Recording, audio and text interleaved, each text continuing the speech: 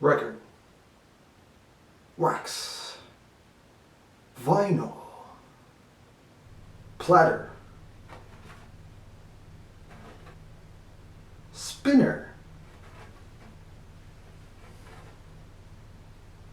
LP, slab, frisbee, licorice pizza. Ugh. Pancake.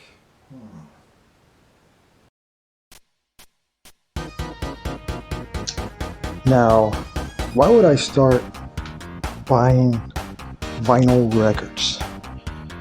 Well, the reason, you see, is not the reason that these hipsters and I don't know, now Zoomers, which, vinyl is popular now with them. It's not the reason why they started to buy that vinyl records. Back in the day, I had these CDs, right? I had the Aerosmith CD that it's like the greatest hits or something. And I also had some Led Zeppelin CDs that sound like crap, like pure shit. I started to realize, well, wait, wouldn't it be cool to have like the original master tape, right? Like the original sound, right? I started doing my research, and as I did my research, I realized that there's something called reel-to-reel. Like what a lot of those albums were made back in the day was with tape. So IPS is, in reel-to-reel terms, is the speed of the tape. If a tape is fast and the tape itself thick or lengthy, then the sound sounds better, right? So 30 IPS and 15 IPS, which are the quickest speeds, they sound the best, and so they're used for studio. And 7 IPS was used for consumers, starting back in the 50s and stuff. But so to get the 30 IPS tape, master tape, or the 15 IPS master tape, we'll be getting the original sound, the original mix. That original master tape goes to a mastering engineer, and what this guy does is he masters the mastering tape. He mixes it for another format, whether that be CDs, tape, or LPs. In the case of vinyl, that guy has to do the tweaking, the RIAA tweaking, and other kind of stuff, right? So that's what the mastering engineer is. He's the guy between the master tape and the product, right? He's the guy who has to mix it for the product. They would take that and then they would make a copy of that, right? And then they would call that like a safety copy. I think they made several safety copies. And the point of that was that the safety copy would be used so that the original wouldn't be used over and over again, because the original, every time you use it, it degenerates. It gets worse and worse, the sound. These copies were like lower copies, but so some people actually sell those copies online, right? These safety copies from different regions, but they're not the original master copy, but they're close enough. But the thing is that so many people were buying these that not only are they super expensive, but the machine to use to play these safety copies, a reel-to-reel 30 IPS playback machine, super expensive. We're talking about like upwards of $1,000, and some of these tapes themselves, one tape, $300, $1,000. I don't have that fucking money. There are people who buy these reel-to-reel tapes that are on eBay. Now the thing about those reel-to-reel tapes is that who knows where they came from. Right, so what do? I do some more research, right? Steve Hoffman. So Steve Hoffman is a mastering engineer who is probably the most famous mastering engineer, not so much for his work, which his work is pretty good, but because he made a form, right? And all his fans, they kiss his ass all the time, and they're like his fanboys, right? And it's kind of funny going on there, because when he goes into a chat or a thread or whatever, they all You get like the king has arrived, right? Like the master has arrived. Like they're like the slaves on the, I don't know. Anyways, they all freak out, right? Because he's like the shit. Steve is the shit, right? Steve Hoffman. So anyways, when he arrives to the thread, he speaks, they all try to get in on it to get him to respond, and he only responds to a few people, right? Why should he respond to everybody? In any case, he is the reason why I started getting vinyl, because I started to research after I found out that I couldn't afford a reel-to-reel tape or a reel-to-reel machine or player. I started to look into his forums, which are very informative. He had actually mastered some album. He had the master tape, and he did an experiment. He was going to cut a lacquer he was going to cut a lacquer, which is basically the pre-disc, right? Before you make a vinyl disc, and he was going to make a CD and a SACD. I think that's what it was. Oh, SACD and a reel-to-reel tape, the second tape. And he did for 4 of these different formats with the same master for each of these formats. Well, the one he claims that came out the most like the original master tape was actually the vinyl. Well, not the vinyl.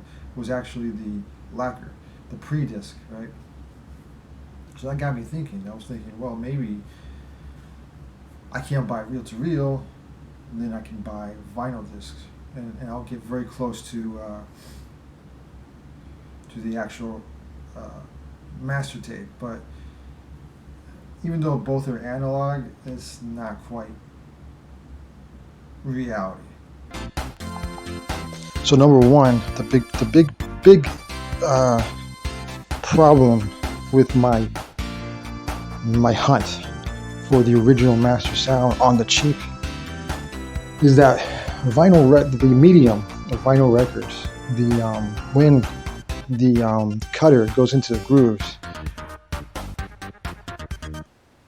So what happens is that if the bass is too strong in a studio session, the groove becomes too wide, and so because of that, a lot of turntables, a lot of stylists cannot deal with that. So a lot of them will skip because it's too dynamic, too sonic, right? So because of this problem, and because 45 RPM and 33 RPM, which came out during the 40s and were implemented into the 50s, this new speed of disc used micro grooves, even smaller grooves. So that became a much bigger problem at that time. So what happened is that the RIAA created a curve, and that curve basically what it does is that it chops off the low end of the audio spectrum, whereas the bass is either put to the middle or made mono, and this way, or the volume of the bass goes down. So this way, when they cut the vinyl, it doesn't actually create these huge grooves, right? And the vinyl won't skip on people. This was the idea. So you might ask, well, then it won't sound good. It doesn't sound good, but that's why there's a phono amp. The phono amp, which is connected to the record player, that translates that low bass, and it pushes the low bass up. It pushes the volume up so that it's supposed to be just like the master tape. But in reality, it doesn't really. Who knows what it actually does? But here's the big problem, the big issue with vinyl.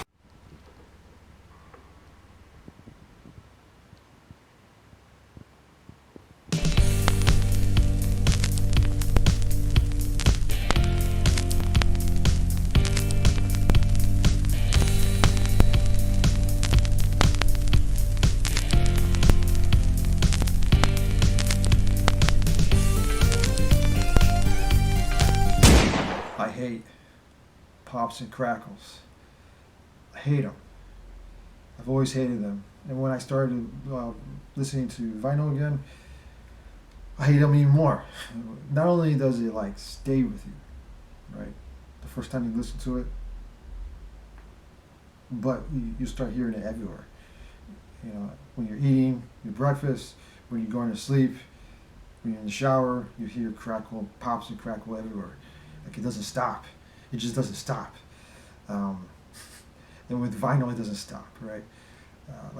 Maybe like 80% of my records all have pops and crackles. It doesn't matter if you buy I've bought new records sealed, pops and crackles. I've bought shitty records, pops and crackles. Dirty records, pops and crackles. Spanking, clean, immaculate records, pops and crackles. Now what's crazy is that I've had records that are also immaculate, sound great, perfect. I've also had records that look a little beat up, also sound great. So there's a lot of different factors here. And one of the reasons why record has pops and crackles is because it's not just because of scratches, it's because of the format, right? It's a PVC, it's plastic, and you have this metal thing scraping through the groove, and so it's the groove, the stylus, the metal thing, is basically like an amplifier. It's a microphone, right? So whatever is in the groove, it's gonna pick it up. So if there's dust, they'll pick it up. If there's a chunk of there's like a mold in there, or there's like anything that's in there, right? A piece of food or a piece of dust, anything, they'll pick it up. 3 is a really annoying one. It's that I didn't know this until later because see, I was mute, so I buy records and think, oh, this is cool. I just got Michael Jackson's Thriller, right? It's cool. I'm gonna put this in there and everything. I play it. What's the deal with the sibilants, right? There's the sibilants that I keep on hearing. I hear this, Michael, when he gets these high tones and stuff, there's the sibilants. What the fuck's going on, right? I noticed the record was a little weird, but it's like, well, okay, whatever. So later on, I found out with other records I bought was that it's warped. It's fucking warped. Right? So that's number 3. Because if it's really badly warped, the record will actually skip. I have a Chuck Berry LP that actually skips.